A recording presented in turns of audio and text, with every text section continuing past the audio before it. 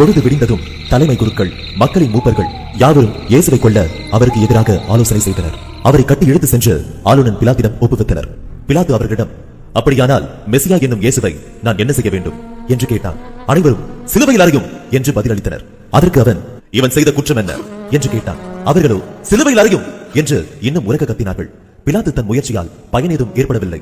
மாறாக கலகமே உருவாகிறது என்று கண்டு கூட்டத்தினரின் முன்னிலையில் தண்ணீரை எடுத்து, இவனது இரத்தப்படியில் எனக்கு பங்கில்லை, நீங்களே பார்த்துக் கொள்ளுங்கள் என்று கூறி தன் கைகளை கழுவினான்.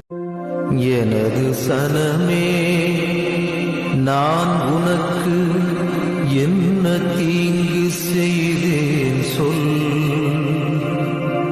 எதிரே உனக்கு துயர் தந்தே, எனக்கு பதில்